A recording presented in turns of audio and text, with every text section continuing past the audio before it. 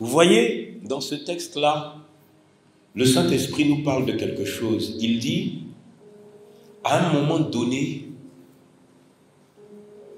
dans l'Église, dans le peuple de Dieu, les mystiques et puis les sorciers sont venus s'asseoir à l'Église. Quelqu'un dit Amen? Amen.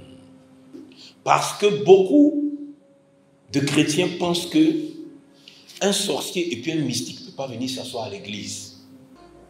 À chaque fois dans le peuple de Dieu, comme c'était le cas en Israël, quand Moïse est parti les chercher, Dieu dit que quand ils sont sortis d'Israël, il y avait des gens avec eux qu'on appelait des ramassis. Ça veut dire qu'avec ceux qui sont saints, il y a ceux qui sont malsains. Il y a ceux qui vivent comme ils veulent, qui sont dedans. La Bible dit ici que Jésus-Christ leur a dit, vous voyez, à un moment donné, dans le temple de Dieu et dans la maison de Dieu et parmi les enfants de Dieu, il y aura des démons, des démoniaques et des diaboliques. Et il y aura des satanistes. Dieu dit, dans ta propre famille, tes frères et sœurs, soit Dieu vous prend, vous tous, soit il y en aura qui seront mystiques, qui seront sorciers. On est né de personnes qui étaient dans les œuvres mystiques et qui ont été initiées au village. Qu'ils aient accepté de manifester la sorcellerie ou pas, ils ont été présentés à des alliances et des entités. La Bible dit que nous sommes, c'est-à-dire nos parents sont maudits sur 3, 4 ou 10 générations. Pourquoi? Parce qu'ils ont rejeté Dieu pour adorer des démons et faire la sorcellerie. Maintenant, je tiens à te dire que nous, notre génération, vous tous qui êtes assis là, tu étais censé être l'héritière ou l'héritier du village. Dieu dit, tu ne feras pas partie de ce qui a été prévu au village parce que je viens déjouer les pronostics des plans qu'ils avaient faits. Quelqu'un dit Amen. Dieu, il a lancé l'esprit de la grâce et de sainteté. Maintenant, l'esprit de la grâce et l'esprit de sainteté, lui, marche avec grâce et bénédiction. Maintenant, comme il descend sur la terre, ça dépend de toi. Si tu veux, tu rentres. Si tu veux, tu sors. Quelqu'un dit Amen. Donc, ta bénédiction ne dépend pas de jeûne prière. Ta bénédiction dépend de est-ce que tu as décidé de quitter dans leur système. Jésus-Christ arrive dans une synagogue. Il y a un démon qui est assis. Il dit, que veux-tu, Seigneur, fils de David? Il dit, tais-toi, sors. Jésus dit, mais vous n'avez pas compris. Tous les jours, quand vous arrivez à l'église, les sorciers sont assis avec vous. Tout le monde a réussi aux examens. Tu es parti faire entrer en 6e. Tu as échoué. On dit, c'est pas grave, l'année prochaine. Tu as échoué. Et si les parents n'ont pas l'argent pour toi, c'est fini. Tu as avancé, BPC. Tu as échoué. Tu as avancé, bac. Tu as échoué. On dirait que l'école, on a fait pour les autres, c'est pas pour toi. Et un jour, on te dit, non, tu sais que tu as un oncle là. C'est lui qui est assis. Il prend tes diplômes là pour aller aux toilettes. Vous jouez avec les gens là. Hein? C'est-à-dire ils ont des foutaises tellement que... C'est-à-dire si Dieu te montre là, tu vas être tellement en colère. Je me suis posé la question, comment ma fille, elle était ici. C'est-à-dire, comment elle peut être vivante? Elle est au milieu de nous à l'église. Et puis il y a un démon qui l'a enfermé dans une cage sous l'eau. Et puis son même esprit là, ça y est en même temps au Vietnam dans une grotte. Mes fils étaient là, le jour de la délivrance là. Mais comment c'est possible? Comment c'est possible? Maintenant sa tante, elle là j'ai oublié son nom. La fille, elle habite à Bonoumé ici. Sa tante est quelque part à Bobo. Elle dit, chaque fois que ma fille va avec son mari là, en fait c'est la tante qui fait l'amour avec le mari. Mais pourtant, c'est ma fille qui va avec son mari. La Bible dit Dès que quelqu'un parle devant toi, attention à ton acceptation. C'est ton acceptation qui est le problème. Parce que beaucoup de gens prononcent des paroles contre vous et puis vous ne dites rien. La Bible dit c'est pas comme ça fonctionne. Aussitôt qu'une parole méchante et négative vient, tu dis je révoque cette parole au nom de Jésus. On n'a pas dit de dire tu es vaincu. C'est pas la même chose. Il y a beaucoup de gens qui ont dit que tu ne vas jamais travailler. Il y a beaucoup de gens qui ont dit que tu ne vas jamais te marier. Il y a beaucoup de gens qui ont dit beaucoup de choses sur toi. Maintenant, Jésus-Christ dit que au milieu de nous, il y a l'ivraie. Ça veut dire que quelque chose qui n'est pas bon. Ça veut dire que dans ta maison, là, il y a quelque chose qui n'est pas bon. Mais ta maison, ta famille, tes enfants, ta chambre, ton salon, même tes toilettes, ta salle de bain, ta maison doit être insupportable pour les démons. Je veux te dire que le temps est venu où on va commencer à prier à minuit jusqu'à 6 heures. Frère, si tu as situation, tu n'es pas fatigué là, continue de dormir. Mais le Saint-Esprit dit, aujourd'hui, à partir d'aujourd'hui, on va déjouer tous les pronostics qu'ils avaient faits au nom de Jésus-Christ. L'étoile de Jésus est venue, il savait. Estelle, quand ton étoile est venue, il savait. Fulgence, quand votre étoile vient, ils savent. Donc, ils savaient quel genre de personne j'allais être et quel genre de caractère j'ai. En tant que tu n'es pas encore né. Mais ils savaient. Nouriel, tu te rappelles les vêtements bleus chez le féticheur? Est-ce que toi tu pensais que tu allais devenir un homme de Dieu un matin? Mais voilà. Il est arrivé chez moi en 2010 ou je ne sais pas quoi là. 2009. Il venait fraîchement de chez le féticheur comme ça. Lui et puis son gars, Ariel. Dieu n'a rien dit, il souriait. 2023, consécration. Dieu a déjoué les pronostics. Est-ce qu'on peut acclamer Jésus?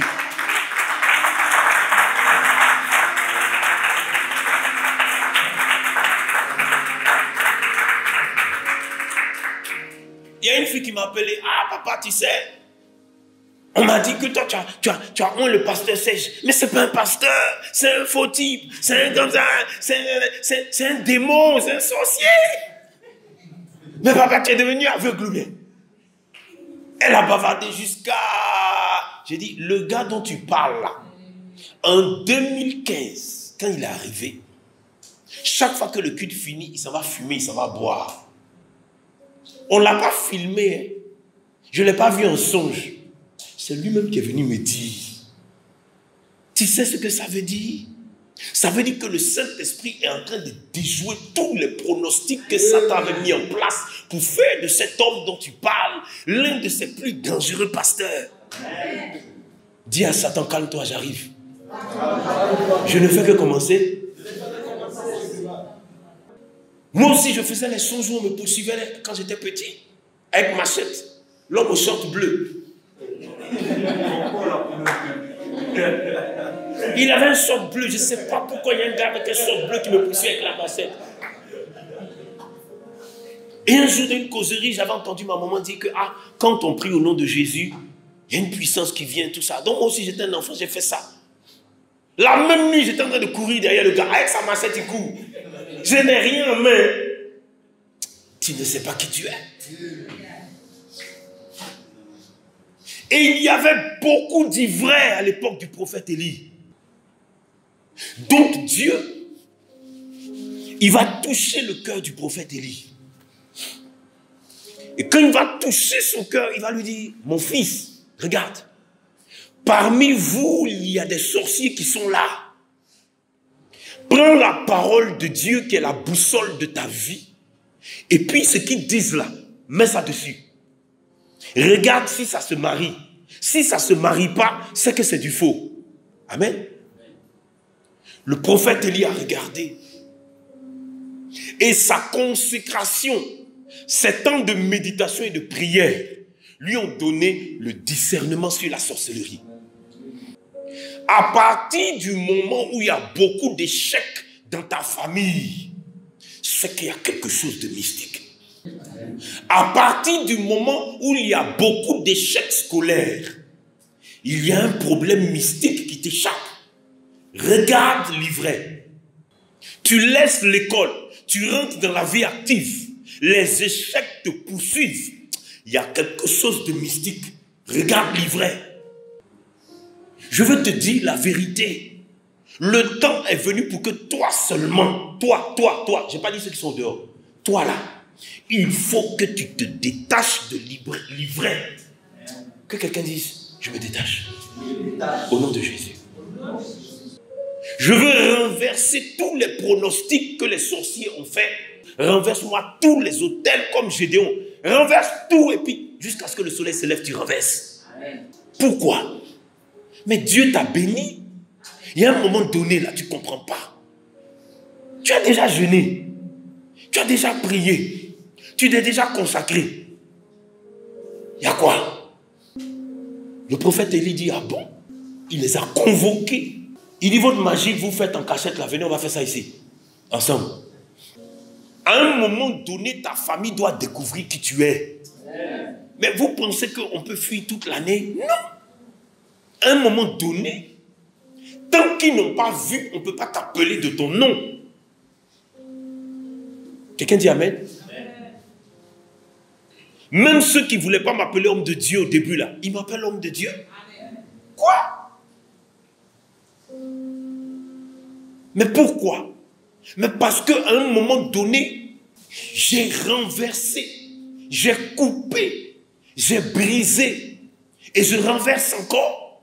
J'expliquais hier à ma grande sœur, j'ai dit, regarde, j'étais à Paris, en français, et pendant ma prière, le Saint-Esprit me montre 3 tortues qui me disent de me prosterner devant la plus grande tortue.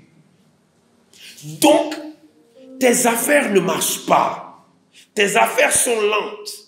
Et puis le Saint-Esprit me montre en songe 3 tortues qui sont de l'adoration de ma famille. Quand ta famille fait des adorations d'escargots et puis de tortues, tes affaires vont avancer lentement. Et puis on est là et puis les païens accélèrent. Il dit c'est vous qui allez prêter. Si vous écoutez ma voix, vous mettez en pratique mes ordonnances. Je vais faire de vous la supériorité sur toutes les nations. La plus vieille du village. La plus misérable du village. Elle est assise, elle n'a rien, elle est malheureuse. Dame d'elle la nuit, hein. C'est la plus jolie la nuit qu'elle a. C'est la plus jeune qu'elle a. Et puis c'est elle qui est la chef des sorciers. C'est propre, hein. Ce qu'elle a perdu sur la terre, là, dans le monde invisible, elle a ça. Maintenant, la malheureuse, là, tout le village est là. Oh, Yako, oh, Yako. Oh. Elle a 18 heures. Qu'elle décolle comme ça, tu dis, hey, une puissance extraordinaire. Maintenant, je te dis, le prophète Élie a invoqué le feu de Dieu. Pour que tu invoques le feu de Dieu, il faut que tu sois en accord avec Dieu. Maintenant, il y avait de l'ivraie et à un moment donné, Élie a pris la décision de couper avec l'ivraie. Il y a 2 fois, Dieu passe dans ta vie. Il passe une fois et puis il continue son chemin. Qu'est-ce qu'il te laisse? Il te laisse la décision de quitter ou bien de mourir. Donc quand l'ange de l'Éternel est venu voir Gédéon, il dit Gédéon, vaillant héros, renverse. Et le temps est venu pour que tu ailles plus vite. Car il est écrit, racheter le temps. Il dit de racheter le temps. Maintenant, Dieu veut ton bonheur. C'est en quelle année, toi, tu vas vivre le bonheur? Mais regardez, pourquoi Dieu dit dans sa grâce et sa bénédiction, je te fais asseoir parmi les grands? Ça veut dire que tu ne dois pas être parmi les petits. Donc, quand Dieu t'a touché et puis te met à part, mets-toi à part. Pour renverser les pronostics, il faut que tu te réveilles. Tu es béni. Maintenant, ta bénédiction et puis ta grâce, là, il y a des interférences. Ce sont les interférences là qui font lever. Maintenant, les interférences qui viennent pour interférer dans ton mariage ou dans ta dot, pour interférer dans ta vie de consécration, pour interférer dans ta vie de sainteté, pour interférer dans tes finances, il faut que tu renverses les autels. Si tu sais que tu es impur et infidèle, règle le problème. Mais à partir de là, il dit, renverse les pronostics. Comment on renverse les pronostics? Pour renverser les pronostics, si tu ne te consacres pas dans le jeûne, la prière, Dieu vient de récupérer l'un de mes fils en France. Il me dit, tu sais quoi? Tous les mercredis, jeudi, vendredi, je suis en jeûne. J'ai souri, j'ai dit, mais qui t'a dit ça? Il dit, je ressens que c'est ce que je dois faire. Qui lui a dit ça? C'est le même esprit qui m'a dit, qui lui a dit. On est à la fin des temps. Pour renverser les pronostics, il faut que tu deviennes surnaturel. Ils disent que toi, tu ne dois pas avoir à manger. Que toi, tu ne dois pas avoir un bon salaire. Pour renverser les pronostics. Parce que Satan se base sur quelque chose pour t'attacher. Donc pour renverser les pronostics, il faut que tu jeûnes, tu pries, et puis tu casses tout ce que tes parents ont fait. Je dis, toutes les alliances de ta maman, donne coup de pied dedans. Regardez, je vais vous dire quelque chose. Quand ils ont mis ma fille sous l'eau dans une cage, et puis ils l'ont mise dans une grotte au Vietnam, là. Mais on priait dans la salle pour sa délivrance, et puis le Saint-Esprit m'a envoyé pour la chercher au Vietnam. Donc, il ne faut pas croire, hein, quand tu dis, Seigneur, toutes les alliances de ma maman, je renverse tous les pronostics, je les casse, je brise et je les écrase sous mes pieds, car ta parole dit que tu m'as donné le pouvoir d'écraser les scorpions, les serpents. Tous les serpents de ma famille, je les écrase aujourd'hui, car je mets fin à leur alliance avec moi et je casse et je brise tous les canaris de ma maman. Les canaris sont en train de se casser là-bas, il ne faut pas croire. Hein. C'est toi qui ne sais pas. On est dans un monde surnaturel où toi-même tu es surnaturel. Ce que ton papa a mis comme canari là, il faut casser ça. Jeune prière, tu ne comprends pas pourquoi tu n'avances pas. Aujourd'hui là, on va écraser le canari. Voilà ma fille Stéphanie. Il y a quelques années, Dieu l'a envoyé au village. Il dit, il faut creuser ici là. Elle a creusé. Et puis elle a fait sortir des choses que les gens avaient enterrées sur sa vie. Donc ça va se casser. Il dit à Gédéon, casse. Ça ne va pas, tu ne peux même pas prêter 200 000 à ta maman. Une fois qu'on a cassé les autels, deuxièmement, il dit, les gens ont prononcé sur toi des paroles. Il y a eu des pronostics. Mais est-ce que tu sais que pendant que tu étais dans le ventre de ta maman, les gars parlaient déjà? Yeah, ça c'est ma femme ça. Tu n'es même pas encore sorti sa tête, son vilain nez là. C'est toi, tu es sa femme. Tu n'es même pas encore sorti. Ça c'est ma femme ça. Et depuis, tu es bloqué parce que ce n'est pas lui là que tu as marié. Pour renverser les pronostics, il faut que tu brises ce que cet homme avait dit. Il y a des couples qui sont mariés et puis ça ne va pas dans le couple. Mais parce que sur ton mari, il y a une petite du quartier, elle dit, ah toi là, si tu ne me maries pas, tu ne seras jamais heureux. Lui aussi, il vient t'épouser et puis ça ne va pas. À cause de la petite du quartier. Il faut renverser les pronostics, briser, casser toutes ces paroles qui sont prononcées sur ton époux ou ton épouse. Et dans chaque famille, il y a un pronostic qu'ils ont prononcé. Et puis ça est là. Maintenant, tu veux avancer. Le problème, c'est le pronostic. Mais le Saint-Esprit dit, au commencement était la parole, les ténèbres étaient là, l'abîme était là. Dieu est venu et puis il a séparé et puis il a produit ce qu'il avait envie de produire parce qu'au commencement était la parole, Jésus-Christ de Nazareth. Il dit, change les pronostics. Tu es resté là à dire, je ne serai jamais la queue, je serai toujours la tête. Ça y est où? Il faut détruire toutes les paroles. Et puis tes parents là, ils ont promis à des gens. Regardez, méfiez-vous, hein, nos parents là, ils ont promis à des démons. Si tu veux vivre mieux, tu veux vivre bien, tu veux vivre longtemps, peu importe ton âge, il faut détruire ce que ton papa et puis ta maman avaient dit dans les marigots, dans la lagune, dans la rivière, dans la forêt. Il y a un pronostic. Tant que c'est écrit là-bas, ça fonctionne. Et Jésus dit, regardez, il faut que vous vérifiez si votre nom est écrit au ciel, dans le livre de vie. Donc il y a le livre des morts. Bon, Satan là, il écrit ton nom quelque part. Et puis il dit, mais L'éternel, Père éternel. Mais qu'est-ce que tu veux? Le monsieur, il m'appartient. Toi, tu dis qu'aujourd'hui, c'est un homme de Dieu, mais il m'appartient. Et puis, il m'appartient. Il n'a même pas enlevé son nom ici. Il n'a même pas changé les pronostics. Parce qu'il y a un pronostic. Ils attendent que ce qu'ils ont dit s'accomplisse sur ta vie. Et ta vie, maintenant, est dans la difficulté. Mais il faut que tu sortes de là. Amen. Il faut que tu sortes de là. Et le Saint-Esprit dit, il faut changer les pronostics. Je ne peux pas comprendre qu'en Europe, aux États-Unis, des gens qui n'ont aucun diplôme deviennent des stars dans le sport, dans la musique, dans toutes choses. Et toi, rien. Nous avons un problème de pronostic. 99% de nos parents viennent à l'église et puis ils font fétiche en même temps. Il faut renverser les pronostics pour ne pas mourir prématurément. Il dit, ma fille, mon fils, arrête de souffrir. Arrête de souffrir. Ton problème est un problème de pronostic. Il faut le déjouer. Il faut le déjouer. Est-ce que la personne qui t'a mis au monde, elle est maudite? Ça se joue aujourd'hui. Ça n'a rien à voir avec le respect et l'honorabilité que tu donnes à ton père et à ta mère. Il dit, honore ton père et ta mère. Ça n'a rien à voir. Il dit, les pronostics là, il faut déjouer, détache-toi.